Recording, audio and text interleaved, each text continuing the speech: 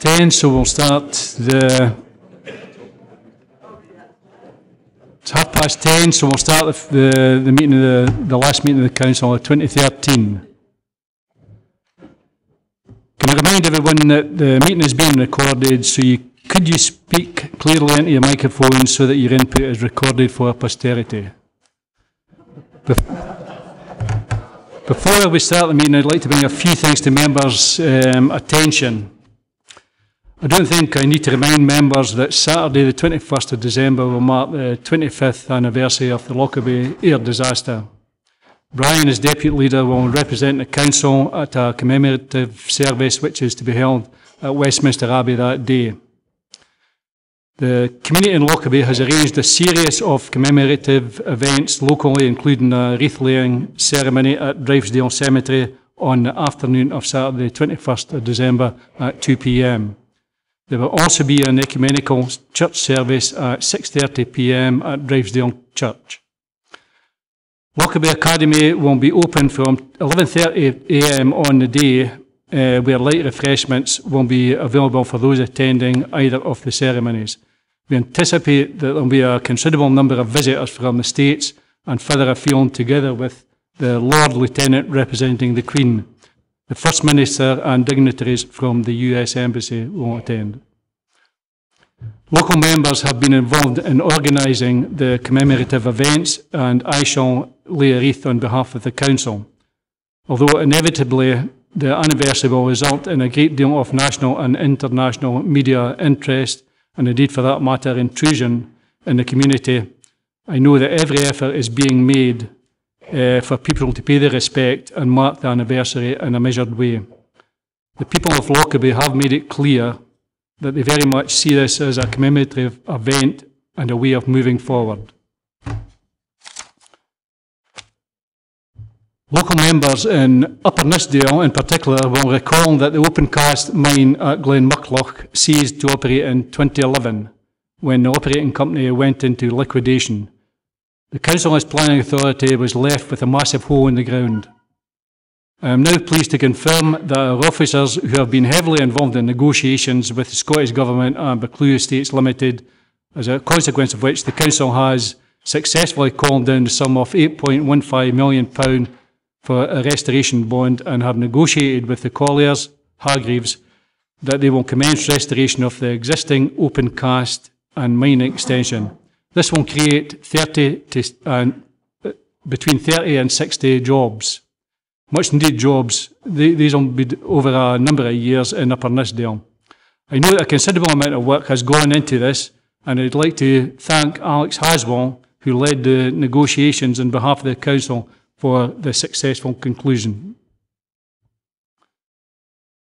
As members will know, last week Dumfries became the world centre of ice hockey when Dumfries Icebowl hosted the IIHF Ice Hockey Under-20 World Championships.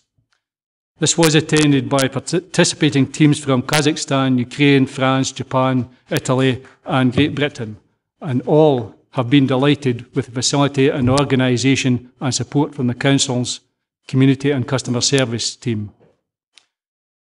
We have proved the ability of Dumfries and Galloway to host events of international significance, and specifically Dumfries Icebowl as an ice sports facility capable of hosting elite international competition.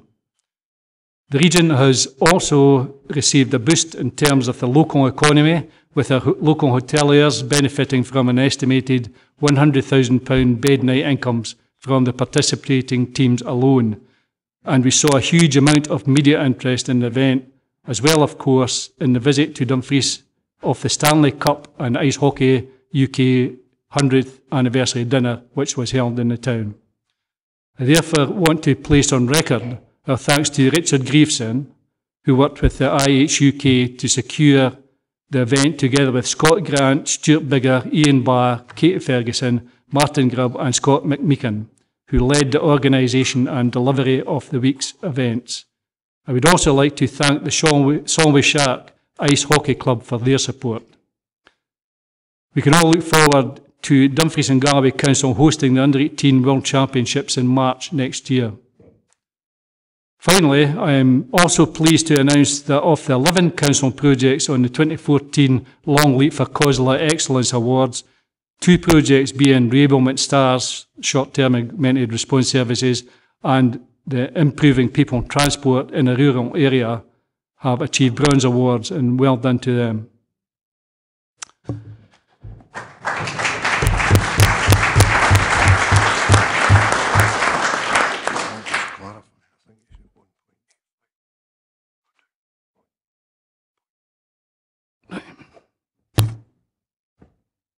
Okay, it's £8.15 million. If I said it wrong, I apologise. It was brought down. Alex, can I have the Sederunt apologies, please? Thanks, Leader. I have 2 apologies from Councillor Peacock and Councillor McCutcheon. There are 45 members present. Are there any declarations of interest? Ian? Thanks, Leader. Just not so much a declaration of interest, but an inquiry regarding the PVG and how that impacts on members within the council today. Just get absolute clarity on that, please. Alex? Leader, I took the liberty of issuing a note out to all members last night. A number of members expressed concern that you were going to be considering an education matter and a social work matter at today's council meeting. I have checked and double-checked with the regulatory body. There is nothing untoward in what is happening. What the PVG requirement is that it is for members who sit on either the Education or the Social Work Committee and deal with PVG issues on a regular basis. The 2 items before you today are very much of a strategic nature, and the view taken by the regulatory body that the application of their rules is proportionate. They would not take any action on any councillor who has not been PVG scrutinised in participating in the debate on either of the items today. Okay, does that answer the question, Ian? Okay, thanks. Moving on to item 3, which is a minute of the meeting of the 28th of November 2013. This is for approval. Quite happy to move that minute. Second. Jim? Hey, thanks, Leader. I find myself in an enviable position of praising staff and criticising them at the same time. I'd like, first of all, to echo your sentiments in relation to the hard work that Alec and his staff have done in the opencast situation at Kirkconnell. That was undoubtedly for the Upper Nissel folk an unmitigated disaster, and I'm absolutely delighted to see that the work that's done and the conclusion we've arrived at, and my thanks go to all members of staff who've worked on that. In relation to the minutes, it's maybe what's no appearing in the minutes that gives me concern. I think most members will recall that in September we raised the issue about the regeneration of Upper Nissel, which is part of the process this council undertaken to do.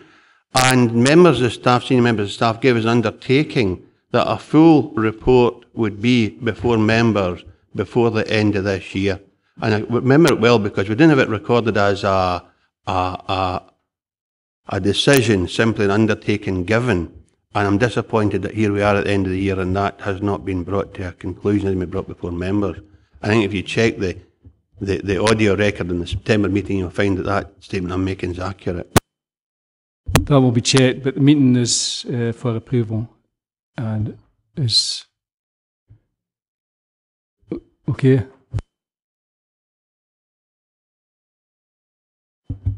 That's on it. I'd just like to echo Councillor Des. I know how hard Alec has always worked for the people of our community. Sorry, this is on the minute, and we've approved the minute. Yeah. It's not. If it's not in the minute, we've just been approving the minute, John. So it's not. It's not on the agenda that. So if we can move on to item 4, which is the annual report of the Chief Social Work Officer, 2012-13 report by the Interim Chief Social Work Officer. This report sets out the key areas of performance for social work services in 2012-13 and demonstrates the extent to which our council is delivering against the first 3 council priorities and those of the single outcome agreement. Mainly, we will provide a good start in life for all our children, we will prepare our young people for adulthood and employment, and we will care for our older and vulnerable adults. The report details the level of challenge and pressures faced by the service, but it also highlights the joint working examples of good practice which the service has achieved. I took the opportunity recently as part of my tour of council workplaces to spend time with social services, and what struck me most was the sheer extent and range of work undertaken by the departments, teams and their partners. I'm sure all members would join me in congratulating Sean on the quality of his report, which for me clearly sets out the range of work. I'm now going to ask Sean to do a short presentation on his report, followed by members' questions. Sean?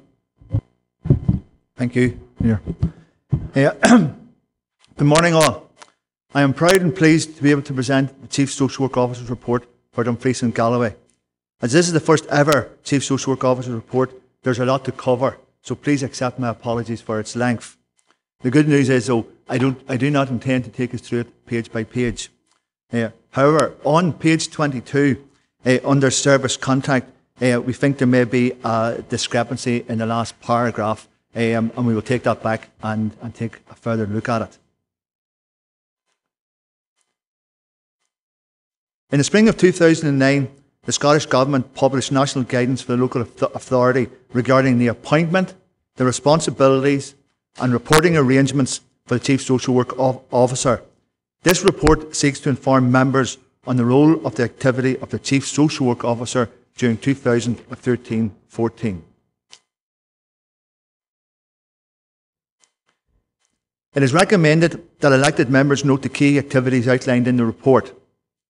The principle and purpose of the Social Work Service is contained within the Social Work Scotland Act 1968. This gives local authority the responsibility of promoting social welfare.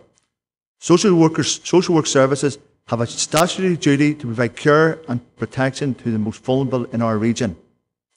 This may mean some of our services do not engage with us on a voluntary basis. The Chief Social Work Officer should also assist the local authorities in understanding the key role that social work plays in contributing to the achievements of local and national outcomes to improve local performance.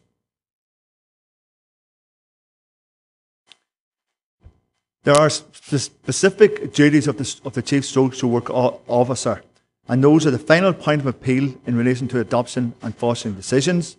They're the recipient of all mental health and adults with incapacity orders, and they are the decision maker in relation to secure applications for children. During the reporting period, the Director of Social Work acted as the Chief Social Work Officer, and the post holder provided a professional lead for social work service.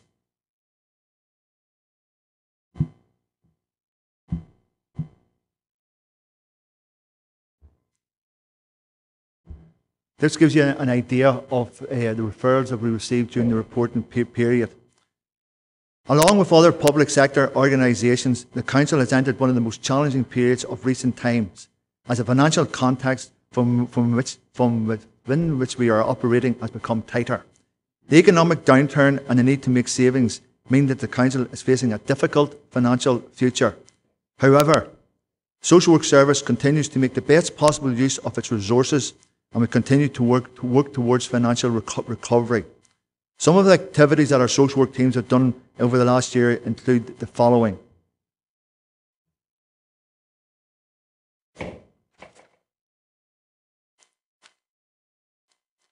Criminal Justice Social Work provides a range of services to the courts, the Scottish Prison Services, and those individuals made subject of court orders and post-prison supervision.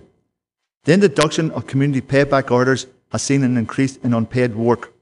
Criminal justice social workers also assess and manage high-risk offenders, including sex offenders. And the MAPA, the Multi-Agency Public Protection Agency partnership, works at a strategic, tactical and operational level.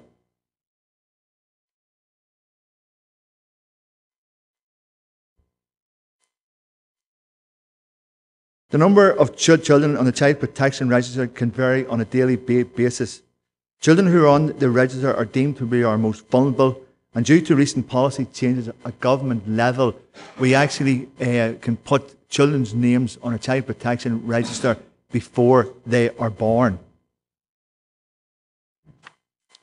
Can I introduce you to Liam, who is one of our looked after children? Liam was a 15-year-old, is very, very shy, and was very brave in doing this, and he would have liked to come today, but obviously he couldn't.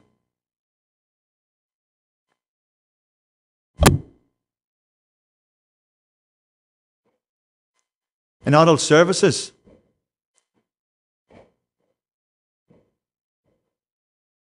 so throughout the reporting period, this was the activity in this area. We are now going to hear from three individuals who we have been working with. They are members of our local community and they freely give up of their time to speak here today. The Social Work Department have worked with Frances and her family in developing a personalisation plan. The Council has a clear priority to ensure we will care for our older and vulnerable people. Adult care services are committed to ensure that vulnerable adults' needs are met by a range of directly provided for and commissioned services. Hit this button here. Hi, my name's Frances Benzie. I'm partially sighted and I'm also deaf. Social work agreed to let me have personal care because I'm not stupid, I hope. But periodic carers coming in is no good to me.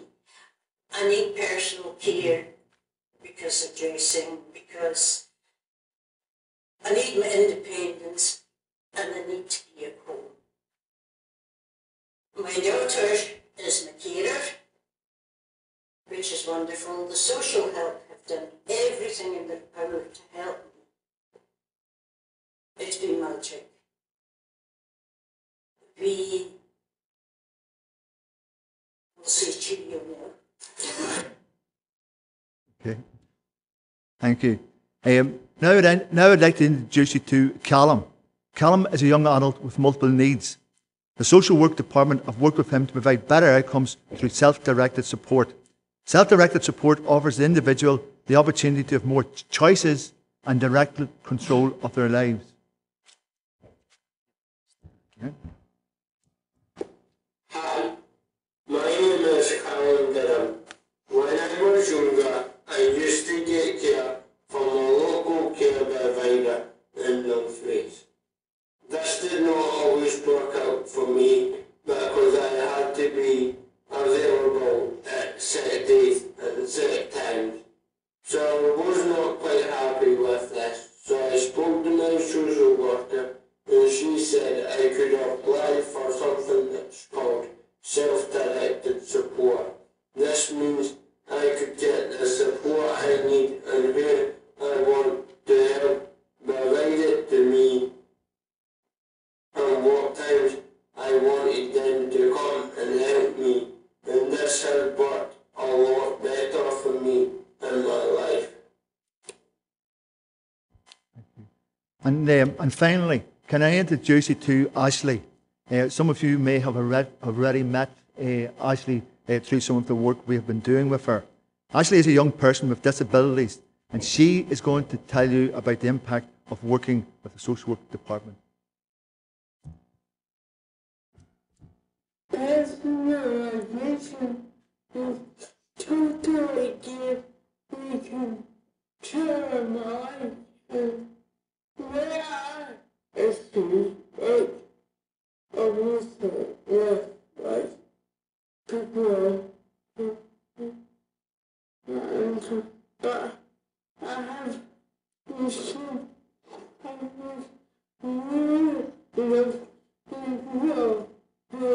support me, we're going to and that, and it's just giving me that freedom.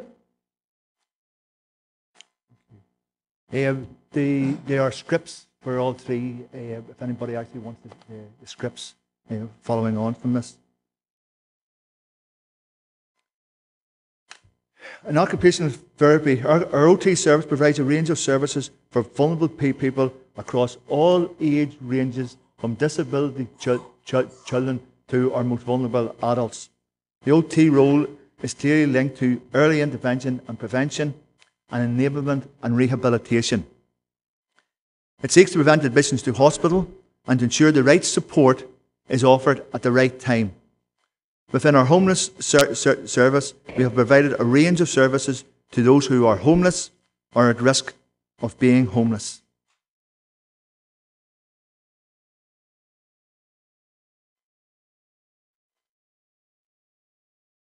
Now, strange as this may seem, I actually view complaints as an opportunity to look at our service and to look at our interaction with service users. But I think it's important that we note the difference between a complaint and a social worker going about their professional task and working within a council framework. But it's also interesting to note that during the period we had 40 compliments, 88 complaints, and this has got to be seen against a backdrop of almost 15,000 referrals.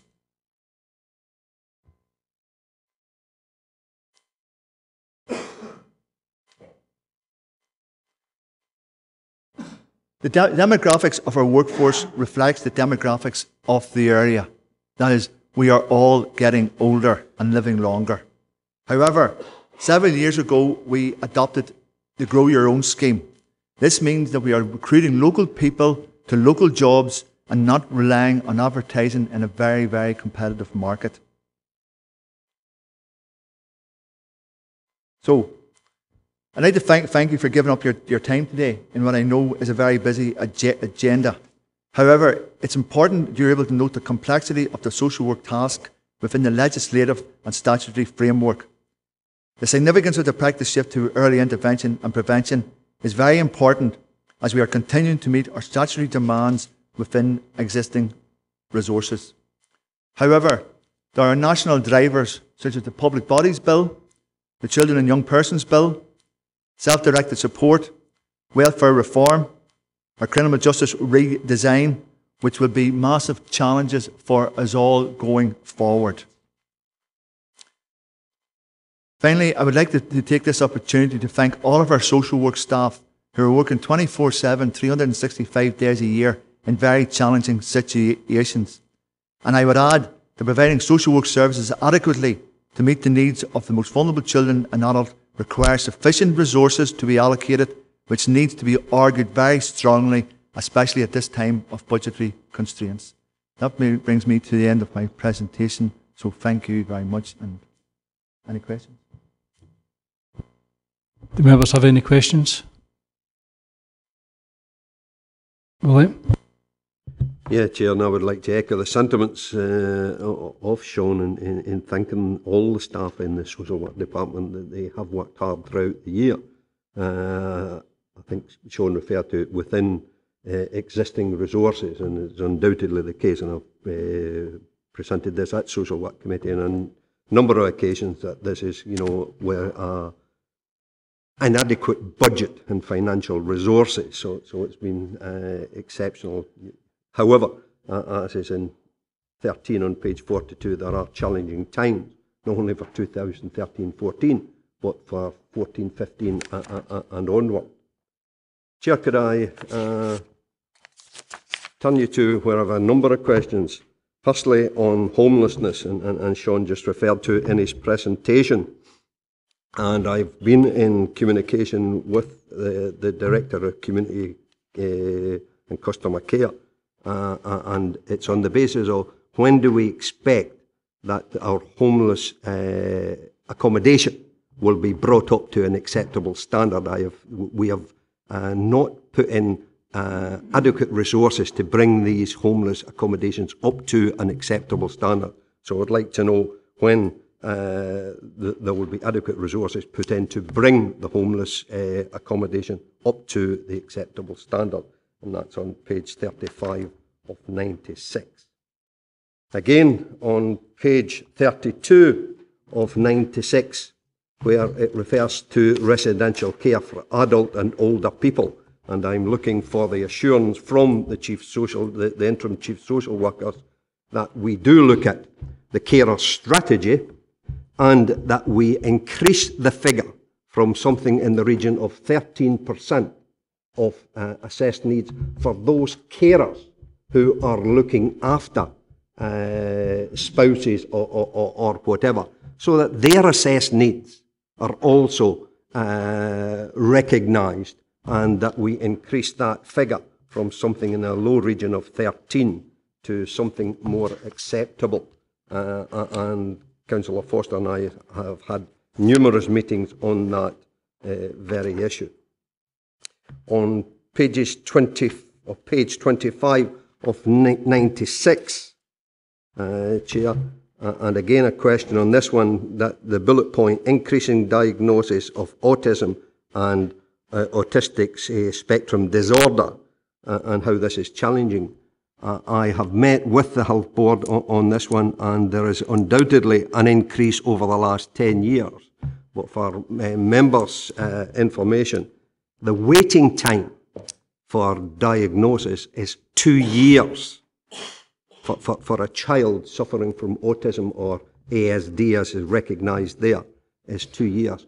When can we have an assurance that the social work, education and the other agencies that meet as a multi-discipline team are working on it to bring it down to 6 months, as the Health Board or the Health Service would like to see it, so that kids aren't waiting 2 years for diagnosis of this disorder? And what assurances can the Chief Social Workers give us in that respect? And again, on the same page, where it refers to Acorn House, and I understand and have seen the action plan that's being worked on for west of the region to provide respite care. I've raised this with the Chief Executive. What I'm asking here is that there will be an appropriate report brought forward so that we can provide 21 families west of the region that are denied or they self-deny themselves the opportunity of Acorn House because of the distance, that we have an early report brought forward that will look at respite services west of the region, and that we provide for these 21 families who are being denied the respite care that they require. My last point, Chair, and it's really just in recognising, and that's on kinship carers. I note in the report on page 27 that the policy will be reviewed in light of the increased. Joe McKee and I made many presentations. Indeed, we have lobbied the SNP Scottish Government on at least 2 occasions to say that this is a big issue. And I think the Council should congratulate itself where not only do we have looked after children, but we also provide for those with comparable needs. And it's really what the Scottish Government should be doing in providing adequate resources. And I hope that in reviewing the policy, we're not talking about doing, or reducing the level of services that we provide for looked after children and those with comparable needs. If I could have that assurance, Chair. Sean, you want to take them one at a time? Your speech. Sorry, Chair, I don't think my memory's that good. But no, yours. Definitely not. For some residents on care for adults. I think the first point I would make is Councillor Scobie's questions as a whole unit clearly emphasises that what's said in the 21st Century Social Work Review, that social workers cannot deliver services in isolation. And that's why it's so important that I've identified in the report that the impact of the Public Bodies Bill and going forward on integration, which will look at some of the issues that Councillor Scobie has identified. In relation to respite care, we have taken a report to Social Work Committee regarding that. On the issue of autism, I would say that the social workers and educationalists are not medically trained. So it's up to the Health Board to bring in the diagnosis, and we would obviously, it wouldn't matter if a child has been given a term of autism or everything else. If there's a need there, the social work department will continue to work with them. In relation to the residential care was it for assessment for carers? I think we are actively working at sort of dealing with those issues. So, did I miss anything else out there, Chair? Kinship care and did he cover Acorn House or the homelessness at the very start? The homelessness. I think I was under that wasn't a question for me, was it? I believe.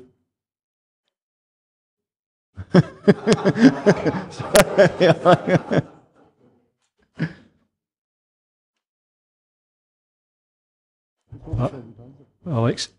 I think Alex was hoping you'd answer instead of him. Yes, Leader, we are aware of issues in relation to some accommodation provided not only by RSLs but also by private landlords. There are moves afoot, as members are aware, in relation to the entire homelessness service. We are looking at the accommodation and looking at increasing budgets through architects and property in order to, shall we say, have a better maintenance regime for these houses. This work's ongoing, and I'm very certain that members will begin to see a difference probably by the beginning of February next year.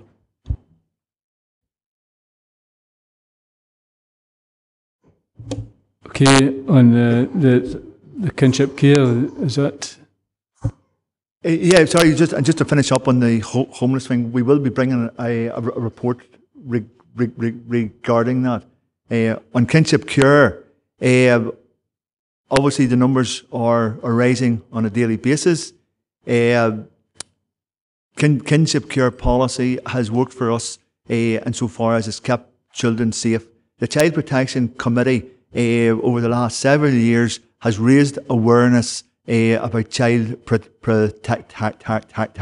That has led to referrals made, investigations made, and social workers having to assess whether or not a child is safe to be left with its natural carers. If that is the case, and they're not safe to be left there, then kinship care is our next option. And what we do is we do provide a high level of support for kinship carers right across the region.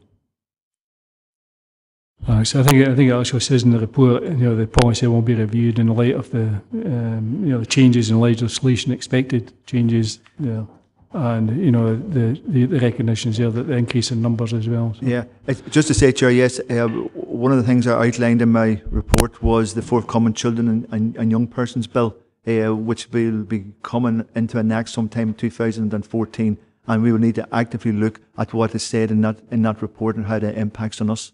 At the minute, as a local authority, we put more financial resources into kinship care than what was allocated to us via the Scottish Government at the time. Okay, Jane. Thank you.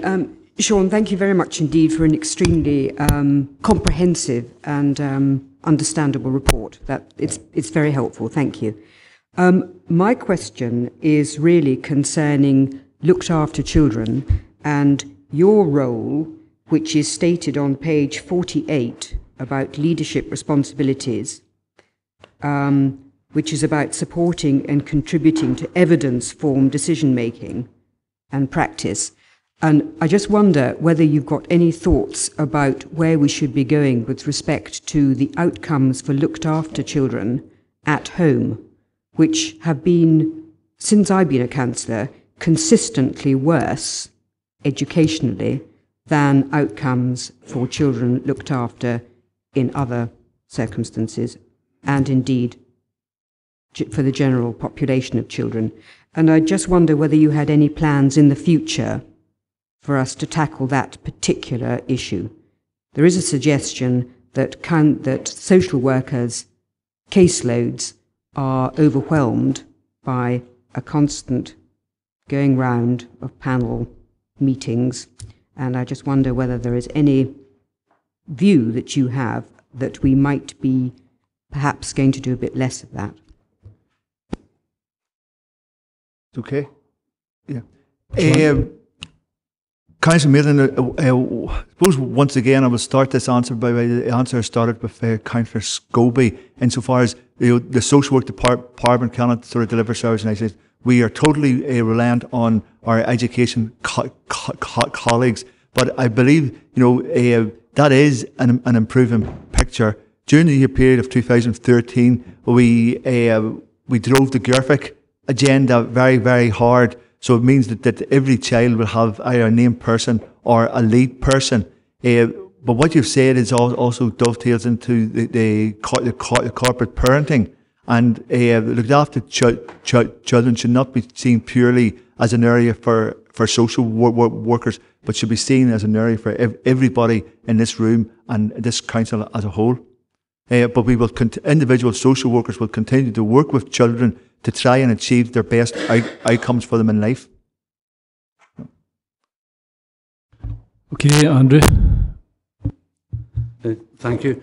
Once again, do appreciate your contribution to the debate. And what I would like, though, is clarification on 4.2, the children with disabilities, where we're talking about the numbers of children, how it's increasing. But when I look at it, and if you look between 1997 and 1999, the increase was 115. And then between 1999 and 2005, it's an increase of 66. Between 2005 and to date, it's an increase of 45. That would suggest the actual overall trend is a decrease.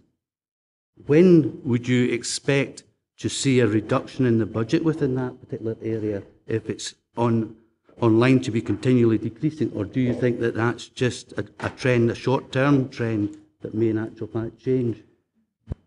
Sean? Oh, sorry.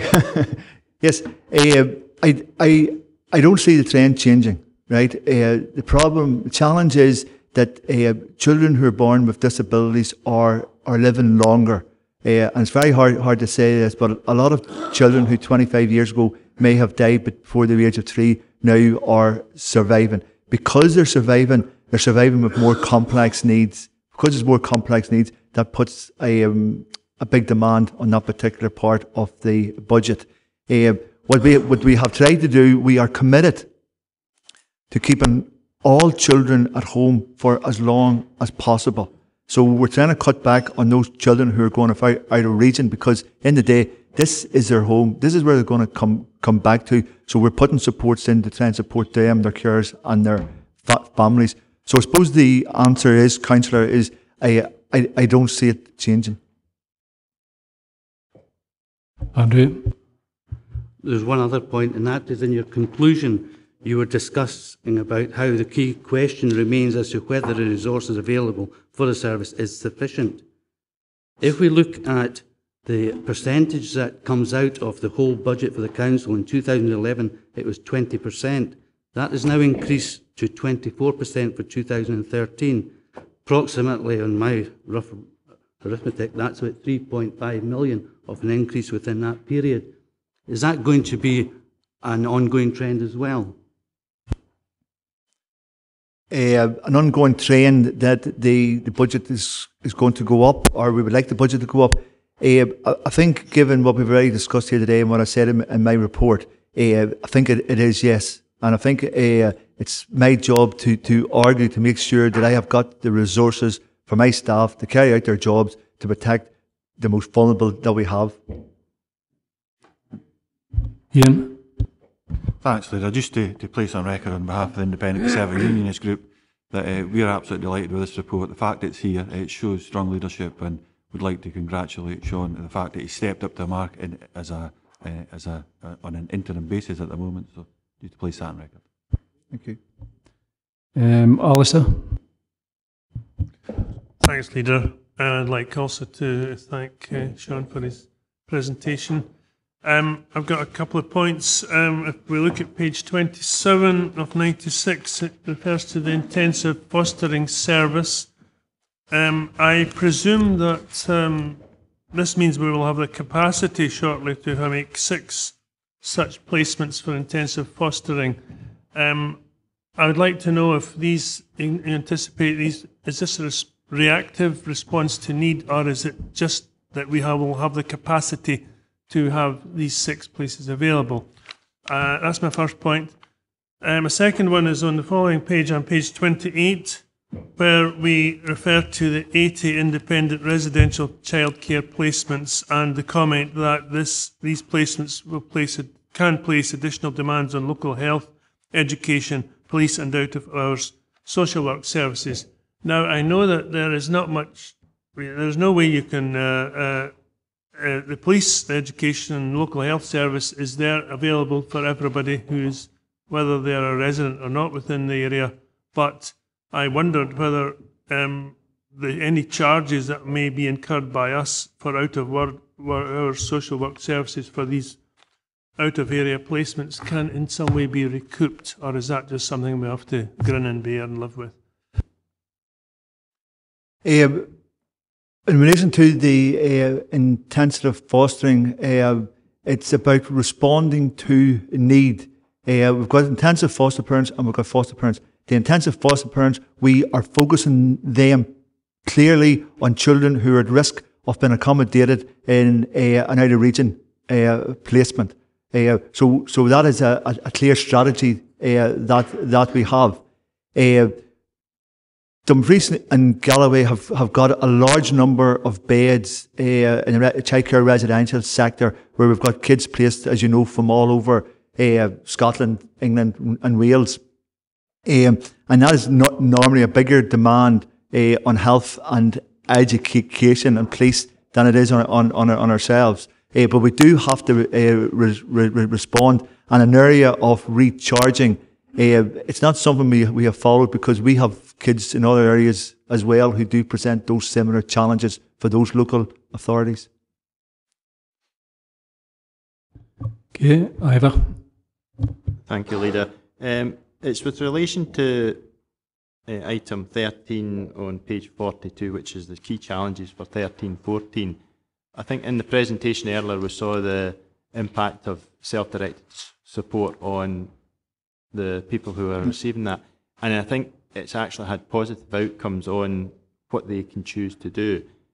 Have we the staff and resources there to implement it in full in time for when it has to come in? Because I think it has shown that this allows people to get more control of their life back, to have their own choices, rather than sometimes, well, this is the best we can do for you, here's an option, and I think it's quite a good thing. I would like to know if that is able to be, because it is this year that it's going to be the key challenge for it, and also I'd like to record our thanks for the report that you've put in place. Thank you, Councillor. Probably would respond to that by saying we should look at self-directed support and personalisation as a tool in a social worker's toolkit in how they interface with service user. But the key for personalisation and self-directed support is about individuals taking responsibility for their own lives, and that's why we heard from Callum. It's also important that when our workers go out to engage the community around SDS and personalisation, that we're asking, what can you as an individual bring to the table? What can you as a family bring to the table? And what can you as a community bring to the table before statutory agencies become involved? So that's the way that we're trying to influence our workers.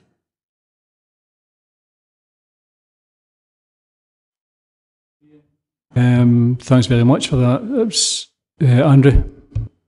Thanks, Leader. I've let everybody else come in here before I came in and sort of congratulated Sean and the staff. I think I have to recognise there have been some huge strides made in this department over the last 18 months or so. No one ever doubted the shop floor, for lack of a better word, social work, where they should have been. It was more the back room, the back office functions, and they've met that massive challenge. And But let's not lose sight, there are even more massive challenges over the next couple of years as we move forward in towards integration and these other pieces of primary legislation which are going to finance. So I'd just like to thank Sean and through him all the staff for all the work they do over the year, a lot of which goes unsung and really needs to be recognised by this council. Thank you. Okay, Dennis. Yeah, I would like to go back, Leader, 6.5 years when Social Work Committee was re-put back together.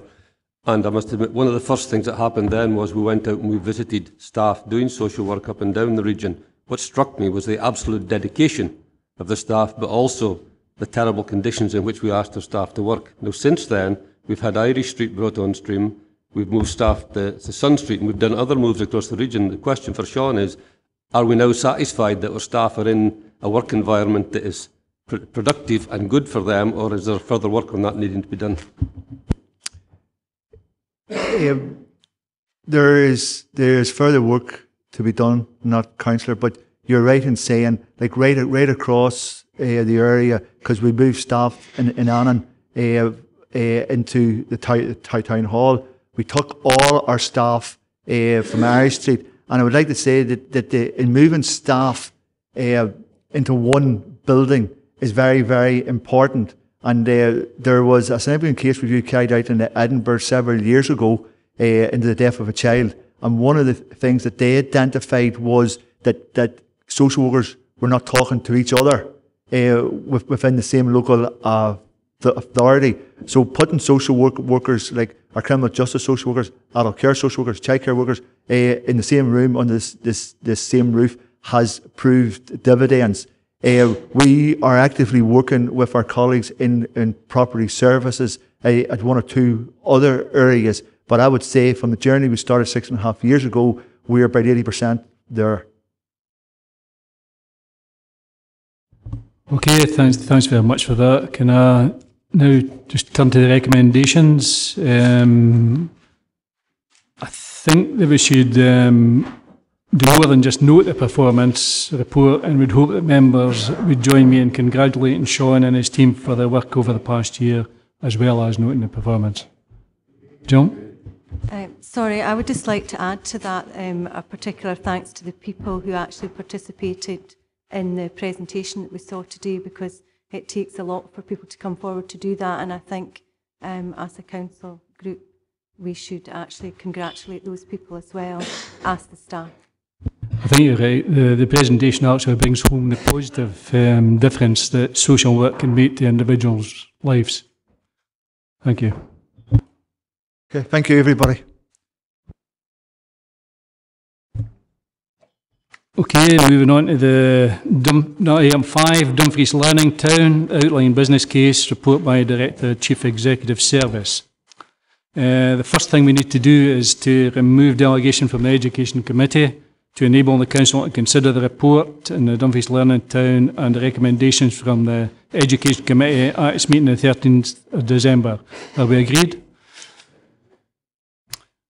The recommendations from the committee have been circulated to all members, and it is now for the Council to consider these recommendations and to agree a preferred option for the Dumfries Learning Town programme. Whilst the matter was fully debated at the Education Committee, I'm going to ask Colin Grant and Claire Renton to make a short presentation and answer any member questions.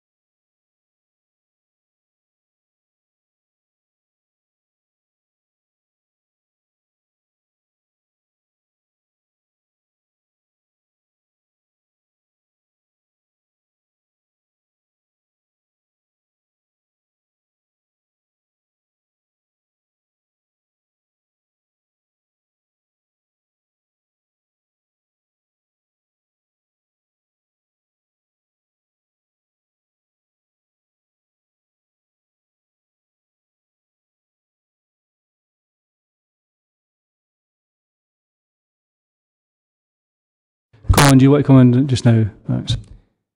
Thanks, Chair. Thanks, Leader. Good morning, members. At the start of the journey, which was the look at how we invest in educational provision in Dumfries and beyond, we were very clear that if we could come forward in due course with a solution which took a whole town approach, which improved transition for young people, which provided wider and better opportunities for senior pupils, which ensured better partnership working with their partner learners, and critically ensured investment in school build and in the town of Dumfries and beyond, which would benefit not only young people in those schools, but learners out with, then we would have achieved something that would be the envy of Scotland. It's been quite a long journey, but at Education Committee on the 13th of December, there was unanimous agreement on the way forward. Delighted to say that that's about building consensus, and I would now ask Claire Renton, our Programme Manager, who's been leading the project team, to deliver all the detail for you, to give a brief presentation on what was the preferred option from the Education Committee. Thanks, Colin. Good morning, everybody. Really good to be here today. There's been such a lot of work done over the last 6 months, so to actually be here with a recommendation for a preferred option in front of full council is a huge day for all of us. I also just want to take an opportunity to thank you for all your input, involvement and support during the past 6 months, through the member seminars, through the group meetings, through individual requests and through your own personal attendance at all our events that we've had.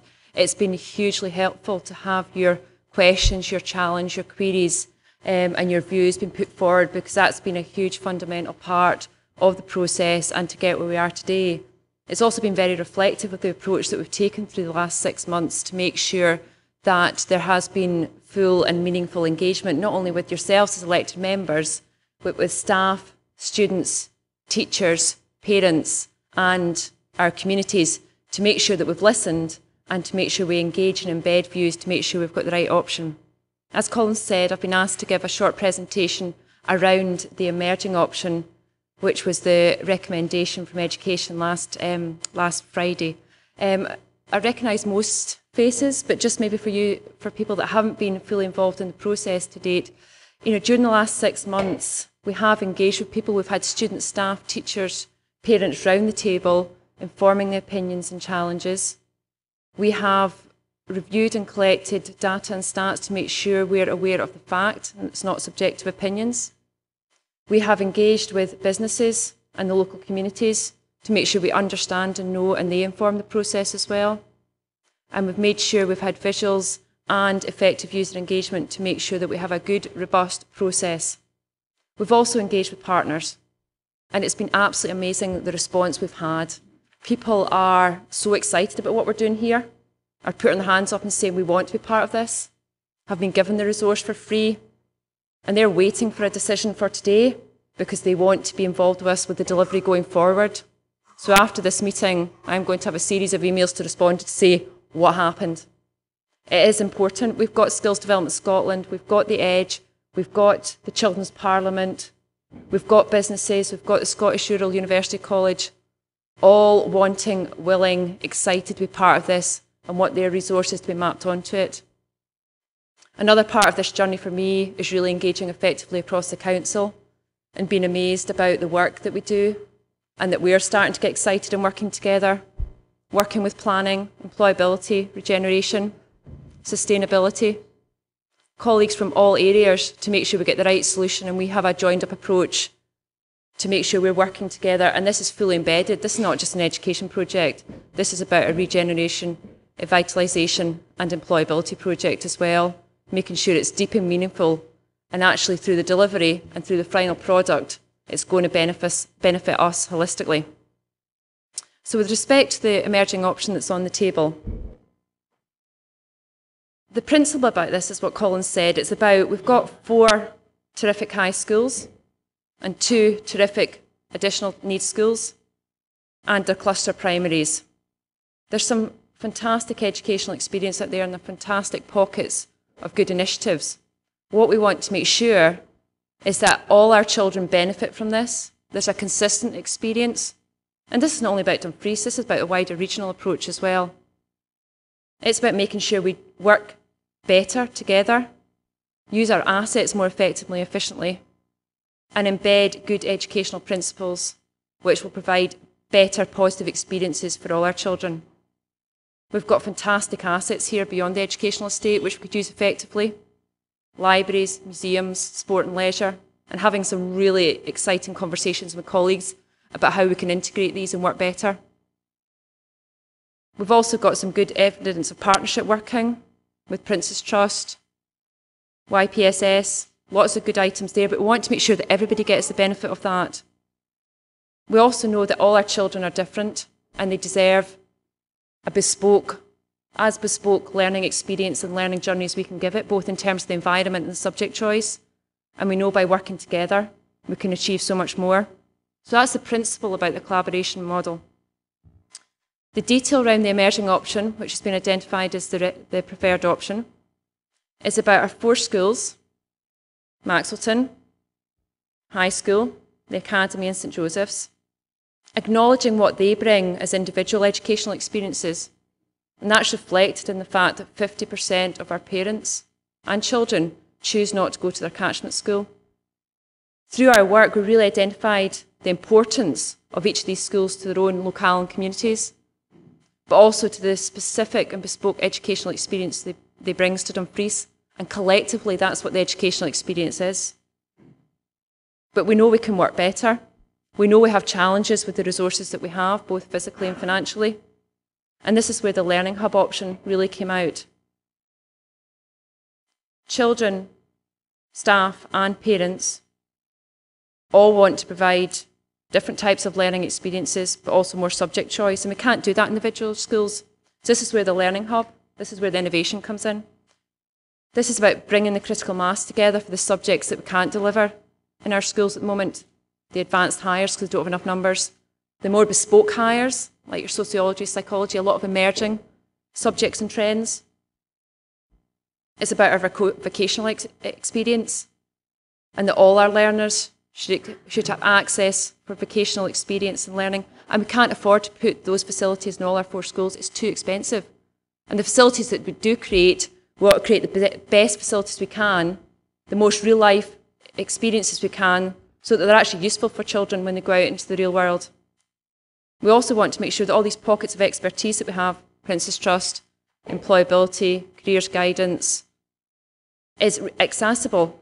And putting that on the Learning Hub, makes it accessible for these outside bodies to access our students, but also for our students to have the initiative to go and speak to these people as well. It's about using our college and university partners more effectively, and they're really excited about this. That's both in terms of delivering college and university courses within the hub, but actually giving a better access for our students to go out to our college and university and make it easier for them, make this transition easier. Our schools, our children would be located in their base school, and they would provide the pastoral care and the core subject care.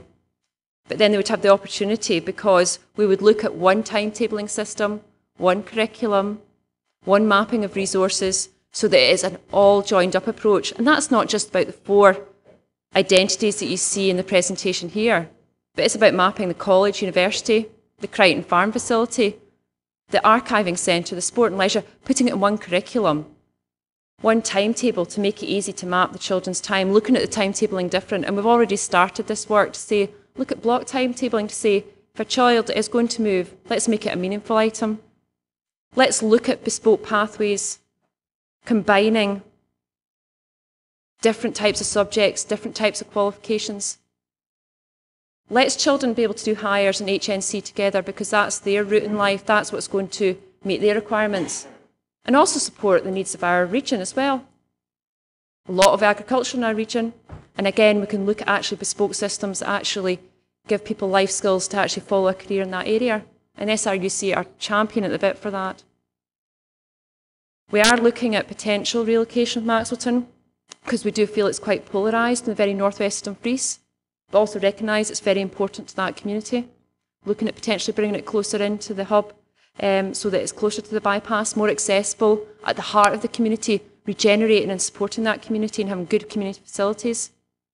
and looking at the potential of co-location of primary schools. So it's the primary schools that don't have new estates or have got size problems, really looking at a solution for that. So this really is a whole town solution, providing a new education system for Dumfries, making our assets more efficient and our resources more efficiently used and creating a better experience. And just want to give you a flavour for what this could look like. We know on a year-to-year basis that the demands for subject students are flexible, so we need to create agile facilities that we don't have at the moment. We need to create new bespoke blended facilities that will deliver academic and vocational in the same coexisted environment, but also do it effectively, so we're reducing carbon emissions, we're reducing running costs, and taking a strategic approach to the climate that we're going into.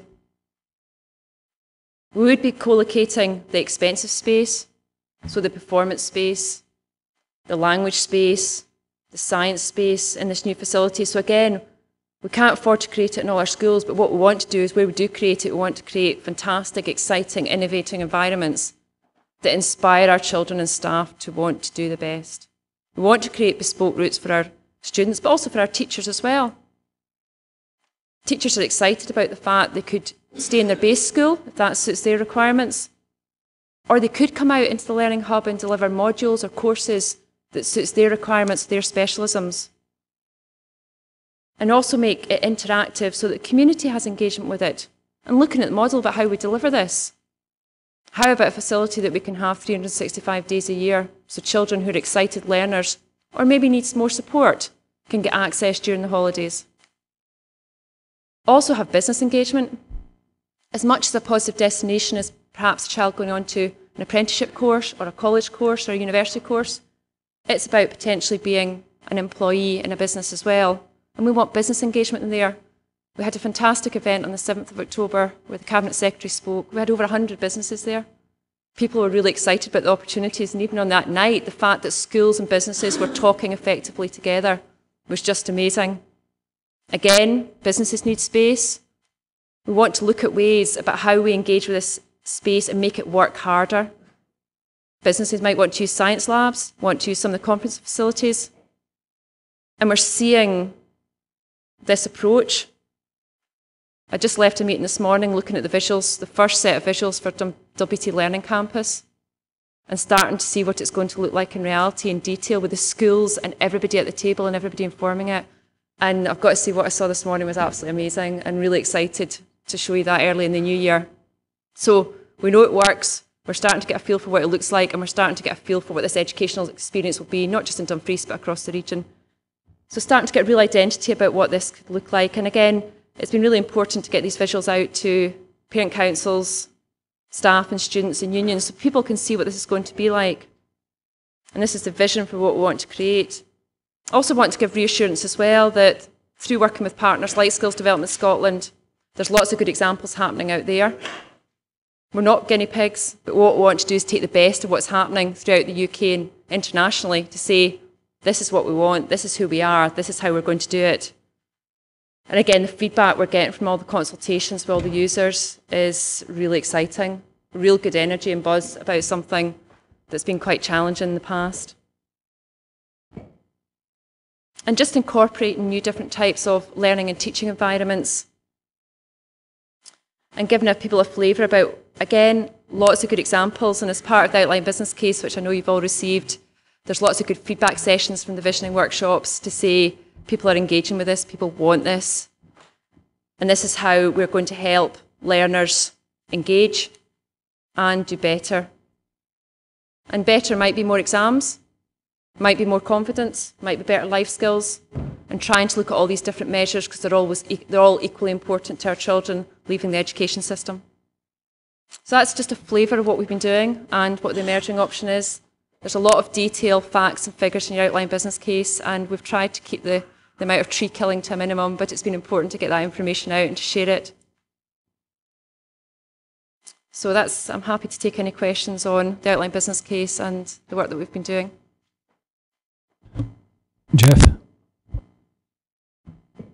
Well, first of all, I'd like to thank the project team for the huge amount of work they've done in developing this outlined business case, and it was very well debated at Education Committee. I'm very pleased to say that it was unanimous from all members of the Education Committee, and that included the staff and the church representatives, that we do adopt the emerging option from the point of view from the Education Committee. And I would certainly hope that in terms of full council, that we do get unanimous support in terms of adopting the emerging option as the preferred option, and that hereafter be known as the Dumfries Learning Town programme. And when we come to the recommendations, I'm quite happy to move that. Rob? Thanks, Leader. Very happy to follow on from Councillor Lever and to second him should it be required. At Education Committee, we were asked to recommend a way forward, which we've done. I think it's also important to reflect that a great deal of scrutiny has already been undertaken as the options developed. I mean, numerous seminars and opportunities to look at things really as the options themselves were starting to take shape. I mean, we have moved a long way from where we started off back in 2012, and indeed even further back than that. And there was a very good debate, a very full debate at the Education Committee as well. I think today's decision is vital in the same way as the education decision was, because we need at some point, and I think that point's now, to move away from developing and scrutinising 4 options to developing and scrutinising 1. I echo Jeff's comments about the huge amount of work that's already been done. I was surprised to discover that what we had in the very large folder wasn't actually everything. There was even more that we could have if we wanted. Although I think we probably have more than sufficient in order to make a decision. But we need to reflect then that we're not actually at the finished article yet. We're setting the direction of travel, and there'll be a great deal more development and scrutiny that's yet to come. Having said that, I've no doubt, based on the work that's already been done, that the emerging option is the right way forward. And I'd just finish by thanking the staff that have given up so much time and put in such a lot of effort to get all of this together in really a very tight timescale. I also want to pay tribute to Councillor McGregor, because some of the key decisions that were taken when she was chair of the Education Committee were what led us to be in the place that we are now. At the Education Committee, members reflected that we've got the potential here for a way of delivering education that could be the envy of Scotland. I certainly think that we really do have that potential, and I hope that we seize that today and can go forward with it on the basis of consensus. Thank you, Gail. Thank you, Leader. I'll keep it brief. Thank you to Councillor Davidson for his comments, and I too would commend the staff and the development team for a huge amount of hard work as well. I think the evolving option has been in discussion for many months and has clearly developed through the open and fulsome consultation. Taking the views of many people has brought us to where we are now. I look forward to seeing further information in regards to the logistics of the hub use and obviously any required funding. But I do think that pupils, staff, parents and the wider stakeholders need some clarity now. So on that basis, I would support the recommendations. Thank you, Gail. Graham? Thanks, Leader. I don't sit in education, but we've come a long way. We've come a long way with this proposal and whatnot. Many months ago, members were faced with a disastrous proposal of this super school. Thank God it's been binned. A number of parents and teachers have been properly consulted at last. I'm getting very positive vibes. But the original idea of the super school, as far as I'm concerned as an elected member, was like turkeys voting for Christmas. But one thing I'm going to say to you as well, which is maybe a bit controversial, a number of constituents have come to me in the past and asked me why we're focused on these 4 schools, why shouldn't one have been closed or a new one been built. But I got a satisfactory answer from the Education Department, and I'm glad I've had an answer on that one. But I'm also glad to support the Education's decision as well. On behalf of our 7-strong group, I'd like to thank Claire Renton for all the hard work on her team, and Colin Grant for his hard work coming towards putting this on the table today. Thank you. No other members wishing to speak. Sorry, I didn't see that. Sorry. Thank you, Leader. I just, when I was looking up there at concept, I seen quiet and reflective area. Is that what we used to call behind the bike sheds? Sorry, I couldn't resist that. I did bring this up at education the other day, and I've been told it probably wouldn't be looked at, but I'm going to say it again anyway. I think we're at a very important stage in Dumfries and a major shake-up of the education system in Dumfries. We have got at least 3 schools, because we didn't get the figures for St Joseph's, so I can only quote the other 3 schools that are all running about 50 to 60% occupancy. I think it would be a great opportunity to look at replacing one of these schools with a hub. Not only would it save us looking for other land and putting all the services, etc., into that land to build a hub, but it would also do away with the under-occupancy of the 3 schools, or reduce the under-occupancy of the 3 schools we've already got. Or 4 schools anyway. I have to exclude St Joseph's because I don't know the figures for it. But even if you rebuild some of these schools at a smaller scale, you've still got the ongoing overhead of running these schools, the staff, the janitors, the rates, the electricity, etc., etc. Surely by reducing the education estate in Dumfries by 20%, that has got to be an ongoing saving for the education department, and therefore ongoing saving for this council. And I would really like to see what the figures are, not for building the school and rebuilding schools, but what is the ongoing running costs of 4 units as opposed to 5? Is there any way that we could have that information? Hi, we did touch on this in the Education Committee, and just to give you reassurance again, we have done modelling, and there is some modelling available in the business case to look at the ongoing running costs, because we've had to look at that in line with the financial horizon we've got and making sure that's manageable. So I think we've demonstrated that. Obviously, we're looking at more effective and efficient facilities. The 5 model is no less efficient than any other model. We're looking to reduce the estate by at least 20%, and that's at this stage. It'll get more effective as we develop the detail around it. We work on very tight space matrices of around between 7 and 10 metres square per student. So regardless of the grouping, you're still working on that space metric in terms of provision. So we wouldn't be creating any greater areas if we created 4 or 3. We'll be creating exactly the same. So I'm very confident about the modelling that I've seen and the work that we've done, because it is about efficiency, effectiveness and sustainability in a holistic sense of that. And it's got to be the financial sustainability as well as the green sustainability, about making sure these schools are going to be manageable resource-wise going forward. So yeah, we have addressed that in the business case, and we'll only look to provide more detail on that as we work up to stage 1 and stage 2 of the process. Colin? Yep. Very briefly, I thank you, Claire, for the reassurance there, but I wonder if there is any way we could have a projection of the figures for the running costs for the 5 units as opposed to what would happen if we actually only run 3 schools and the hub. Yep. They're all there in the modelling, and what I'll do is I'll make sure we get an email which gives you the specific link to the business case to demonstrate that. Colin? Thanks very much, Ronnie. I mean, I have to say it, 6 months ago, I wasn't expected to be in this position here today when we were actually going to be hopefully unanimously agreeing a way forward, and everybody's actually going to get behind that. I was actually quite worried about the direction of travel we were going in for a period of time.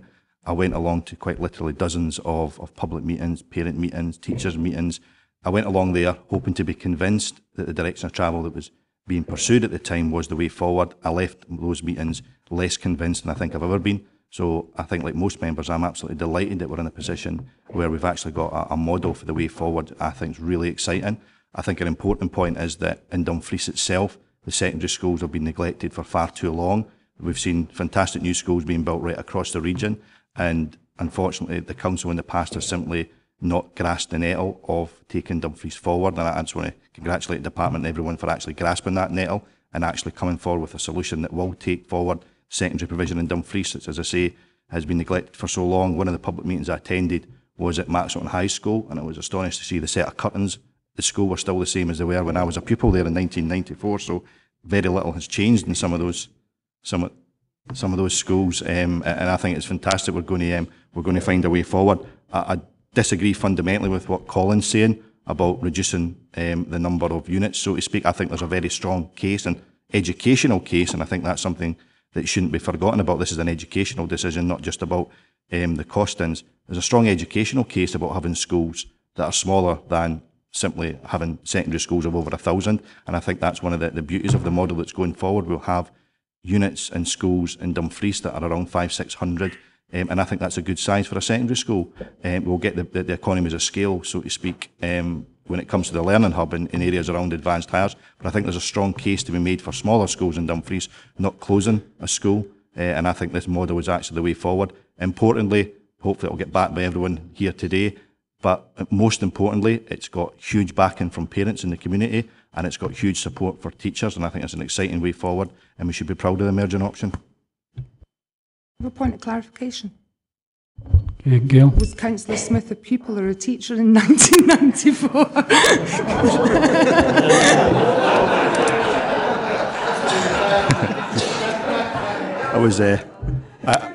I was a pupil in 1994, but I was a teacher in 1985.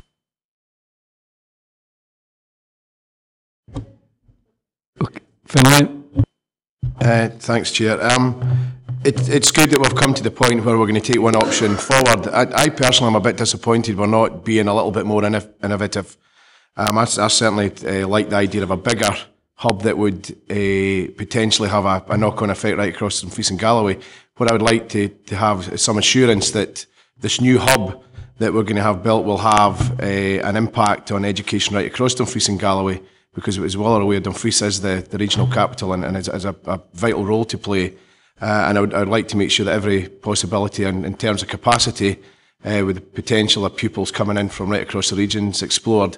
One of the issues we have is the high dropout level of pupils when they move on to university, and it's potentially that they're not getting the experience that they require when they move on to education at that sort of level. And I'm hoping that the hub can go some way to address the issues with the big step from 5th and 6th years into university and or further education. Claire. Yep, certainly. Part of the innovation around the hub is about what it delivers, but also about its identity in itself, because it's about supporting children develop their confidence and their independence and their life skills. And that, that's basic things about using buses, using timetables, time management, financial management as well, and supporting that and having it separate from the local school environment as well. So there's a lot of subtleties in there as well as the overt benefits about different learning environments and a better subject choice. I think in terms of the wider regional perspective, there's 3 streams to respond to that. It's firstly, we're already trialling VCing of advanced hires across the region and looking at really embracing that. We've got to get the technology right within the learning hub to make sure it is accessible for all the schools in the region. We are looking at the timetabling aspect, so if we can do more block timetabling, that justifies children moving both within Dumfries but potentially out with Dumfries as well. There's also the benefit of having that resource and maybe making it an outreach, and again through the Dalbeattie project we're already looking at that because we've got the opportunity within a new environment we're creating there to demonstrate. We are mapping the size of the learning hub as best we can at the moment, but I think there is an expectation that the demand will be high for this, so we've got to look at how we'd potentially expand or phase it as well. So I think that's another important future-proofing aspect. And then throughout all this process, as in Dalbeattie, huge areas getting flushed out in terms of collaboration, partnership working, and we're going to capture that to get a regional document. There is some fantastic examples. I was down at Annan the other day. They've got an amazing learning plaza and arts and dramas facility, which I think is probably one of the best in the region. So there's a lot of good things out there happening, which I think actually the borough can benefit from as well. So we're pulling all this together at the moment, and you will start to see next year a regional approach and a regional strategy to give us an identity and a purpose about who we are, to give that reassurance that we're getting a consistent learning experience across and that all children benefit from the biggest breadth of learning environments and subject choice that we can facilitate for them. So a lot of good things happening.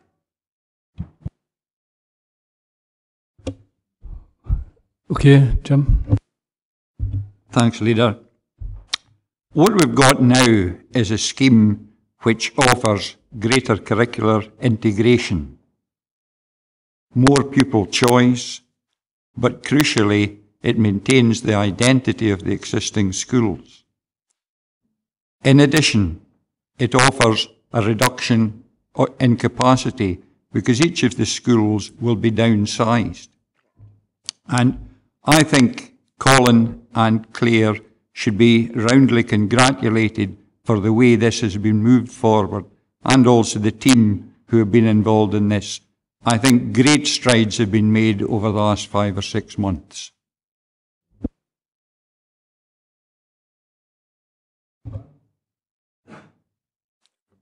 Okay, John. I would like to echo Colin's thoughts earlier, Colin Smith's, that there was nowhere in the last year since the previous election that I came across anyone that was wanting this option 2. Nobody wanted that. Parents, pupils who were being stopped in the street, being emailed, in fact being hounded by people. Why are you not listening? I'm pleased, Claire, that you've come on board and the wishes of the people have been taken on board. Okay, Ian. Thanks for allowing me in, Leader, in regards to all the congratulations that's been done. Fully support that. Just in regards to moving forward, I agree entirely with what 99% of the members in the chambers are saying. We have had a clear change in mindset in regards to consultation being open, transparent and such like, and it's been driven from the bottom up. Just if we can stick to that, that is the key to the success of how we're moving forward here, and just to congratulate along with everybody else. Thank you. Okay, can I turn to the recommendations? We've considered the recommendations from the Education Committee, and it would appear from the debate that we should adopt these. Could I therefore ask Alex to confirm our decision today? Thanks, Leader. I think the first thing that you've done is you've adopted the recommendations of the Education Committee, and you are therefore progressing with the emerging option from now on to be known as the Dumfries Learning Town Programme. That will involve keeping 4 existing S1 to S6 secondary schools, further aligning primary and secondary management arrangements, creating a 3 to 18 provision, virtual and physical, across Dumfries, expanding local involvement with other services, and creating a linked S4, S6 provision across the 4 schools, offering core subject delivery at each of the existing secondary schools, whilst linking to a specialist facility and the wider community. If you're adopting the Education Committee's recommendations, sir, you're also giving a remit to officers to develop funding and detailed delivery options for the Dumfries Learning Town programme, and you are remitting to the Education Committee to receive routine reports on detail and progress with the Dumfries Learning Town programme, with key reports coming forward as soon as possible. Thanks very much for that. Just before I leave this item, can I place on record my thanks to staff for all their work in the business case. I have been slightly critical in the past regarding the process that was initially used in pursuing this issue. However, I believe because of that, I believe that the department has responded to parents and teachers' concerns and produced an exciting way forward for education in Dumfries. Okay.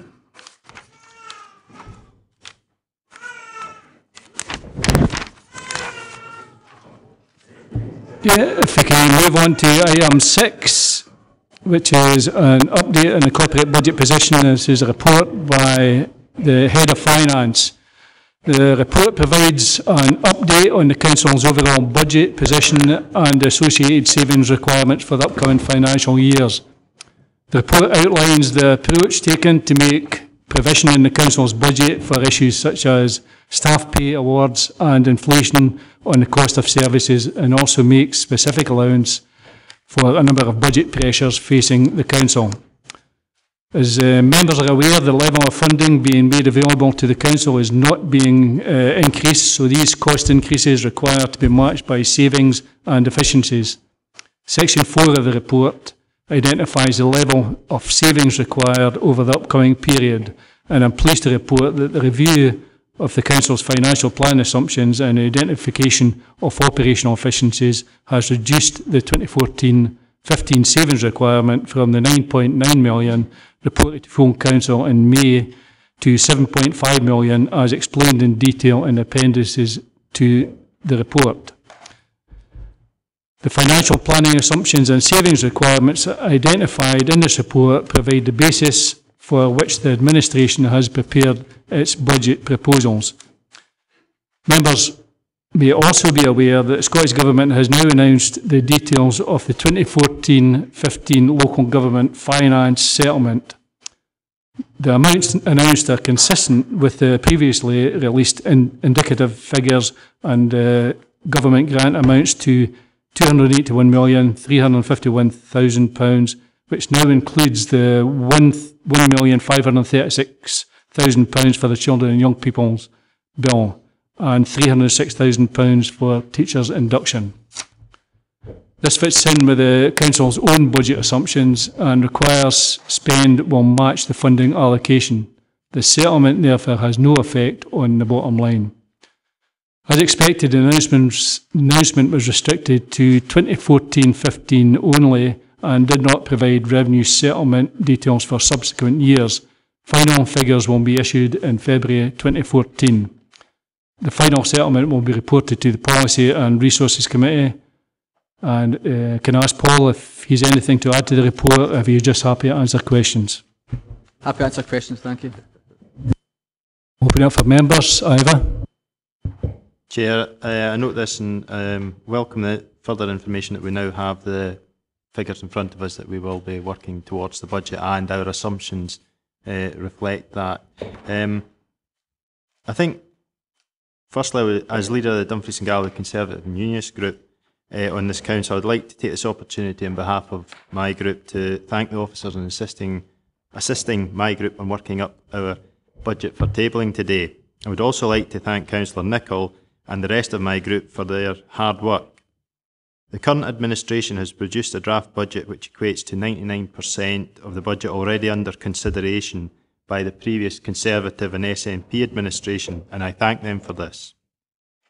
I also welcome the positive discussions that have now taken place with the representatives of the administration, and following their commitment to incorporate our additional proposals of retaining the additional support for learning teachers and to extend the graduate employment scheme into the draft budget, we are now satisfied that the Dumfries and Galloway Conservative Unionist Group on this council have achieved 100% of our own budget, and as such will no longer need to put any alternatives forward today. With regard to the ongoing process, I would have preferred today, because the figures have been confirmed, if we'd actually looked at adopting a budget today, but I do realise that the administration has said they would go out to consultation on that, and that's a minuted decision of this council. I would have really liked to have went out to consultation in January on future years' budgets. I think they will be harder, and I think the leader has indicated that they will be harder, and I think every member around this table realises that. We do have, I think, with that, about 2/3 of the members in here who agree the budget, but I would have urged them at this stage to take it, agreed a draft budget. I would have urged them to take that forward. But can I just thank Paul and his team again for the work that they've done. Any questions on item 6? Ian? Just Leader, just in regards to any draft budgets, and that my understanding was we pick it up in item 7. Is this the right place? Just for clarity, please. Yeah, that's fine. Yep. Any other questions on item 6? No? Turning to the recommendations, members are asked to note the revised financial plan assumptions and associated savings requirement for the upcoming 3 financial years as reflected at section 4 of this report.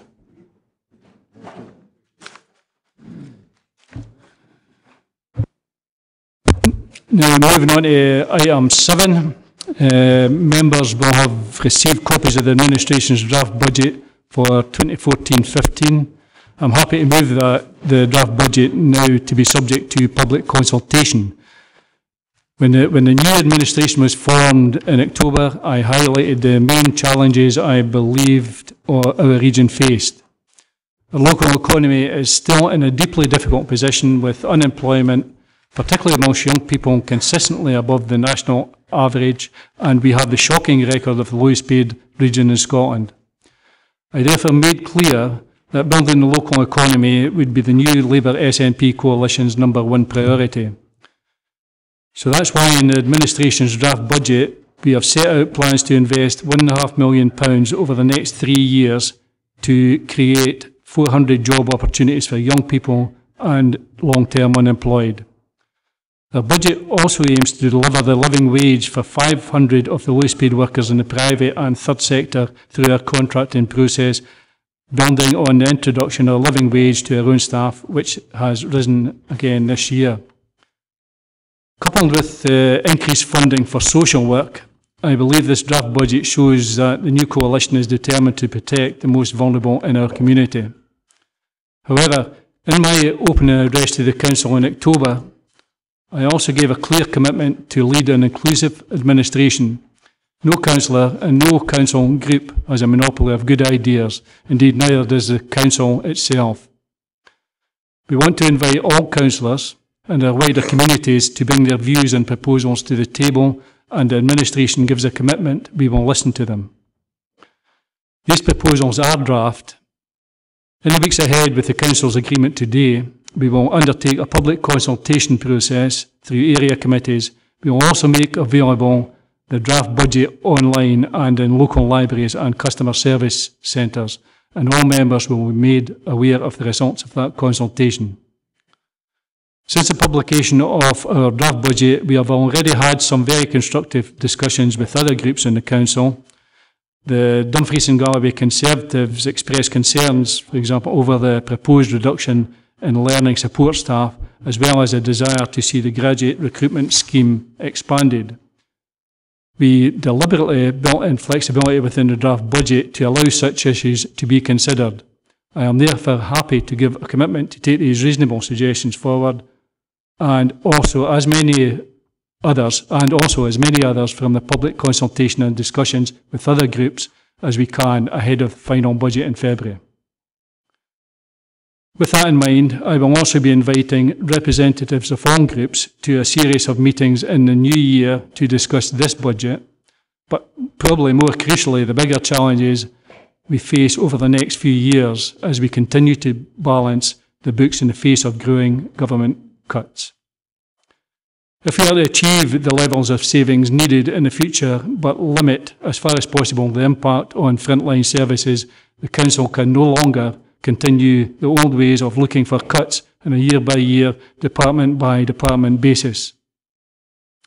Following discussions with all groups, the administration will bring forward a new approach to the budget, putting in place a series of strategic reviews across Council departments focused on the medium to long term and consulting as widely as possible on the way forward. However, that's for the new year. In the meantime, I'm happy to move the administration's draft budget before you now goes out to public consultation. Brian? Thank you. Happy to second, Leader. And to support the motion that the administration's budget now be subject to a public consultation process. Over the past 3 years, our Council has had to make savings of over 30 million, more than 8% of our budget. However, in making those savings, I believe that we have maintained services and we have also avoided compulsory redundancies. As a result of unprecedented public spending cuts by the UK Government, we will have to save a further £27 million over the next 3 years, including £7 million during 2014-15. To deliver those savings for 2014-15, we have been guided by the principles set out in the draft budget document. We will minimise the impact on frontline services, make our Council more efficient through reducing our energy costs and using fewer but better assets, and secure through procurement the best deal possible for the Council taxpayer. In making these budget decisions, we have maintained our policy of no compulsory redundancies and continued to freeze the Council tax, which is still the lowest in mainland Scotland. We have also been guided by our commitment to protect the least well-off and the most vulnerable citizens in our region, already reeling from recent welfare reform changes.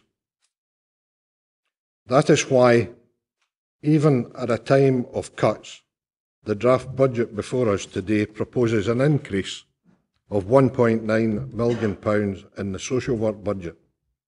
As members all expressed their appreciation to Sean earlier in his presentation, the administration is fully appreciative of what social work has done and will continue to do. But that does not exempt that department from the need to find savings and efficiencies in other areas. But it does recognise that with an ageing population and growing demands, more support is needed to provide the care local people need and deserve. Our budget also supports action to protect people from the impact of welfare reform. Rolling over the £262,000 of funding set aside last year for discretionary housing payments that we didn't need due to the extra funds we received from Scottish Government. We believe this budget strikes the correct balance between making the savings we need but also focusing more investment in our key priorities to build the economy and protect the most vulnerable. As the leader has said, we now want to hear people's views. There will be detailed scrutiny of service committees and the opportunity for public feedback through area committee meetings, online and in our libraries and community customer service centres. This will give all members the opportunity to hear what the public think. We are determined to lead an inclusive council and consult with our local communities to put them at the heart of our decision making. We have produced a good, balanced budget proposal which I am happy to commend to members. Thank you. Thank you. Before I open it up to members, I'd just like to thank Colin Smith and Ian Dick, the Labour and SNP budget leads, who have done most of the work in pulling together this draft budget, and who I'm sure would be happy to answer any members' questions, along with the officers who are also here, should there be any queries regarding the implementation of any of the proposals. I can also thank Paul and Julian from the finance team for their assistance throughout, the directors and their teams for spending many hours at the request of the administration speaking with Colin and Ian and your committee chairs, and also the members of the policy team who are assisting in the consultation process, as well as in supporting the carrying out of the quality impact assessment, which I can inform members is available. And can I thank the communication and graphics team for supporting the presentation of the documents. I know all the support which was available for all. I know all the support which was available for all groups who requested it has been invaluable in the process. Okay, can I ask members if they're happy to proceed to the next stage of the agreed budget process, which is for the documents you now have be subject of public consultation. Jane? Well, I was going to ask whether I was going to be allowed to speak. Could I possibly say that thank you very much indeed for the information that we've had on the budget. I think that's been very useful and helpful. I am surprised. No, actually, I'm not surprised. I'm surprised it's being removed quite so quickly. I was shocked to see the additional support for learning teaching provision being cut by £117,000. But then when I thought about it, to the more jaundiced amongst us, we saw it as an opportunity, then it could then just be removed, which indeed, surprise, surprise, it has just been removed. The only surprise to me now is that it's happened quite so quickly. I'm grateful for the leader's views that all members' views will be listened to. That was not the indication that we got at the last meeting when the independents asked to include the notion of an arm's length external organisation, which actually could have, if we'd been thinking about it and gone into the templates, we could have put it into the cumulative and the 15, 16, 16, 17 years. I'm going to put on record that I really would urge members to take on board the possibility of receiving £900,000 worth of savings through an arm's length external organisation with minimal impact on current services, no impact on staff, and indeed... Can I just say that this is sorry. Could I just finish, please? No, not just at the moment. You're talking about alias, you're talking about something that's, this is a one-year budget. If any members in this have this invitation open, if they want to discuss alias for the next year, that will be the next, I'm quite happy to do that after this year's budget. Well, Leader, if I'd just be allowed to finish my sentence, that's exactly what I've said. I would have been very, very pleased to hear that you were going to listen to that proposal.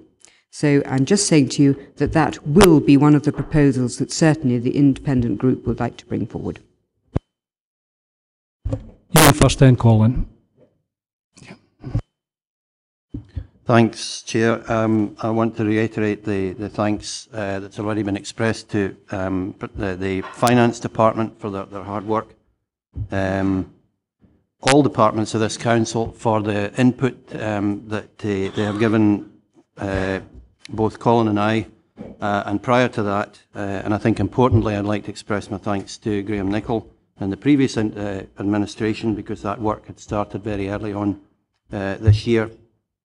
And I think also all members throughout the process since the beginning in March for the support they've shown, both Colin and myself, and prior to that, Graham and myself.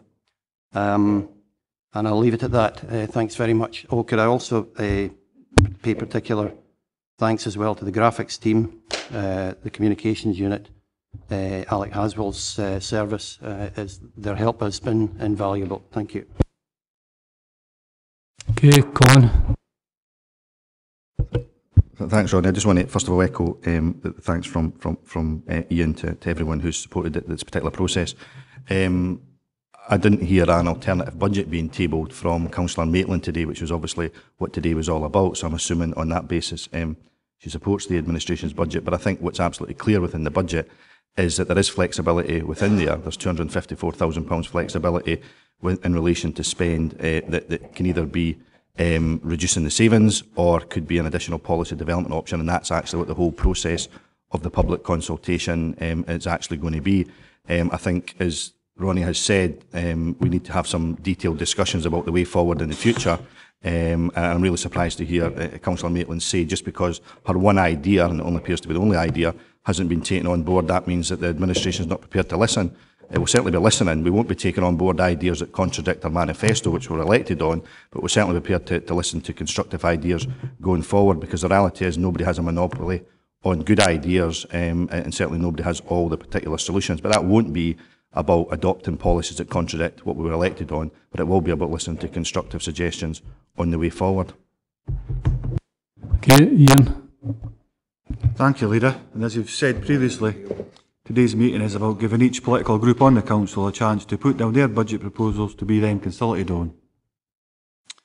When you were elected Leader of the Council, you said you also realised that when developing budgets, you've already covered this, but I will say it anyways, Leader, that when developing budgets, the new administration do not have a monopoly on good ideas. You then went on to say you were committed to leading an inclusive council in which all councillors will be invited to bring their proposals to the table and you will listen to them.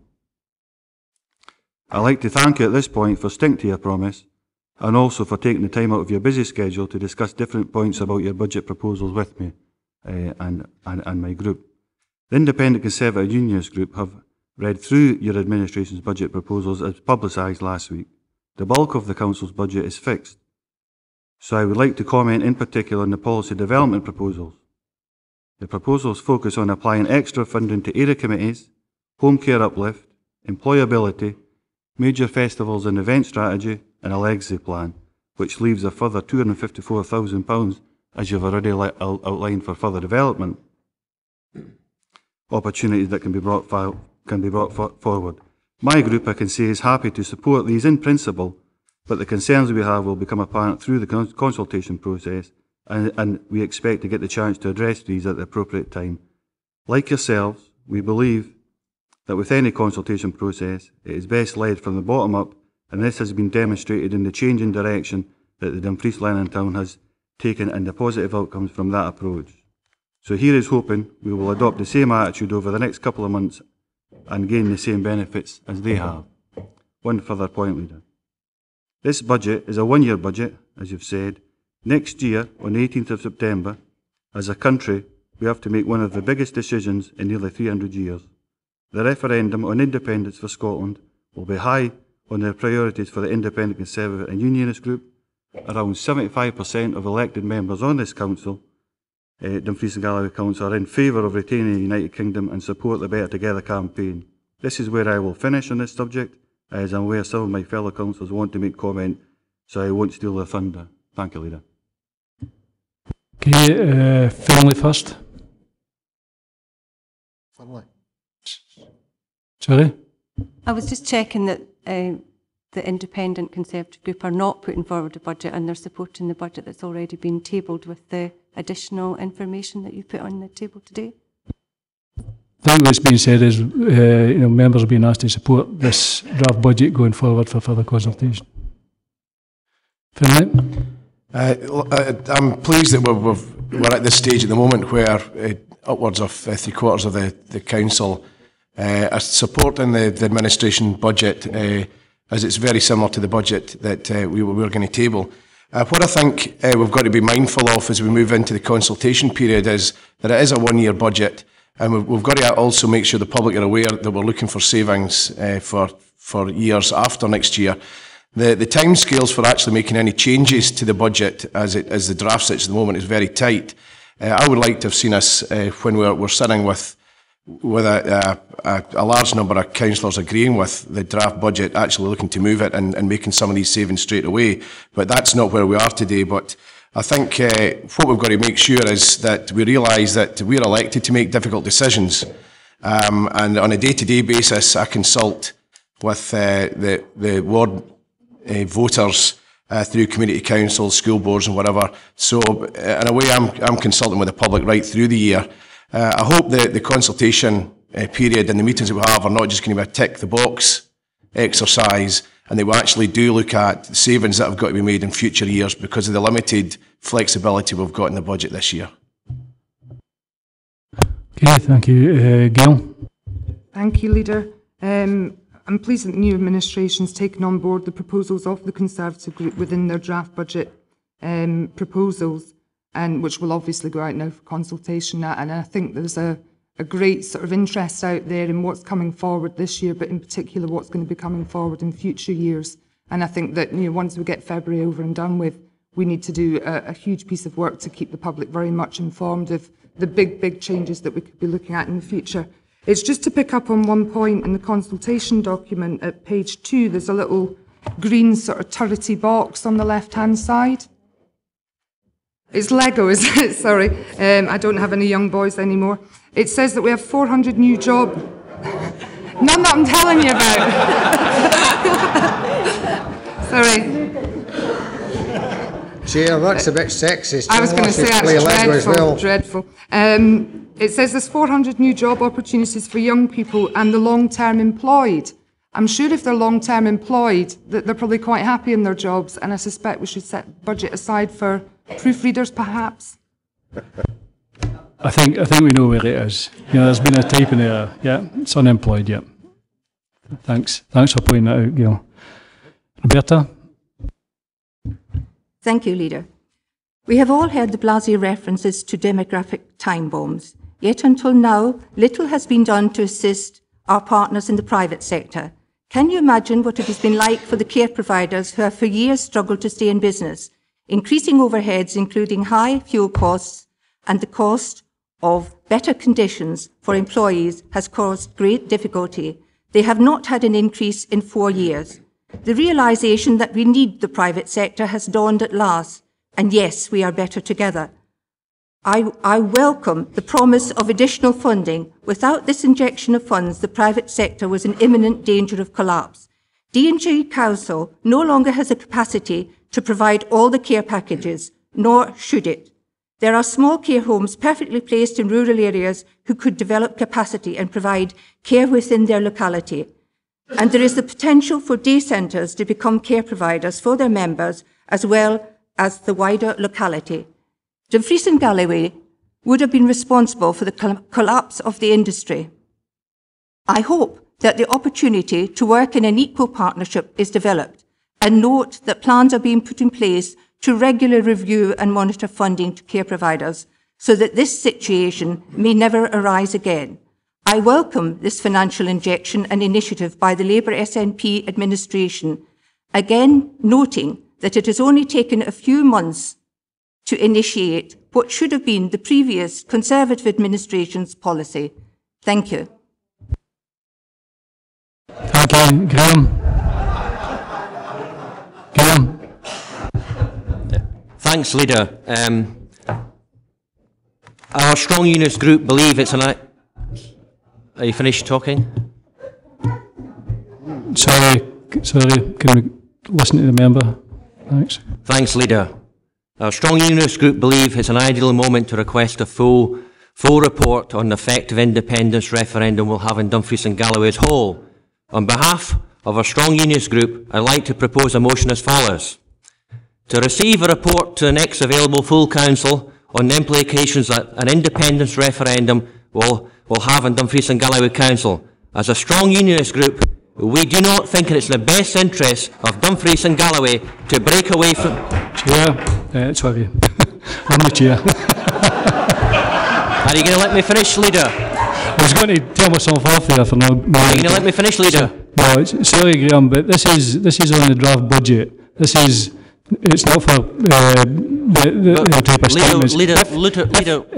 If we're going forward with budgets for next year, and you're quite willing to ask for that type of information about any implications and costs of any independence we'd have in the council. But this is going forward with a draft budget consultation, so it's not appropriate that this is debated at this time. Okay. Oh, no. Any other members? Sorry, John, then Richard, then Jim. Thank you. It was really just a point, actually. I'm quite disappointed. This is very important when we're talking about budgets for the whole of Dumfries and Galloway. And whatever we decide to do and whatever we individually or as parties have in common or otherwise to do with politics and what might be happening further down the line, it's not for today. This is a very important piece of information that we're discussing today, and we're talking about a budget that we should be setting for the whole of Dumfries and Galloway, and it's important that we do that and we concentrate on the budget and actually understand that that's what is important to the people in Dumfries and Galloway and not what might be happening in September of next year. Okay, Richard. Thanks, Leader. I've got great empathy for you. You extend the olive branch in a gesture of peace to Mrs. Maitland, then Councillor Smith hits her over the head with a branch. I certainly appreciate the offer of your open door policy, which we'll take advantage of, and put our input into what has now really become a Tory-led budget, I think, from what we've been hearing. So we look forward to the consultation on the budget, and we'll hopefully put some positive input into it over the next few months. Okay, Jim. Thanks, Leader. I would agree that this draft budget is worthy of going out to public consultation. One area I would have very severe reservations on, however, is the proposal to change the cutting regime for burial grounds. I think you will find a lot of public opposition to that. I think that's why that leeway is there. This is a draft consultation document. So, Colin? And I think Jim raises a valid point, that one of the things that we thought about very carefully was this particular proposal, and if you look at the detail, you'll see the overall savings about £260,000, but built into that effectively is a £60,000 cushion, which means that any of the detailed proposals will have to go before the DG First Committee to be properly scrutinised, and that committee will have that £60,000 cushion. So if there are areas of concerns around burial grounds or other grounds, then that committee has that cushion in there in order to manage that particular process. I think so. We're very conscious of that. It was a concern we had when we originally drew up the £260,000 savings, and that's why that £60,000 cushion's been built in there. But I'm interested to see what does come of the public consultation. Ian? Yeah, thanks. Colin's absolutely right. That's why we built the flexibility in it. It's a particularly sensitive area, and it's the administration's intention that whatever's done in here is carefully managed, member input, but also a proper look at maintenance across the region, where it's appropriate, where it's not, where it's needed, where it's not. So it will be very carefully managed. Okay, now if we could turn to the key point, are members happy for the budget to go out to public consultation? Okay, thanks very much. Thank you. Moving on to item 8, of no other business.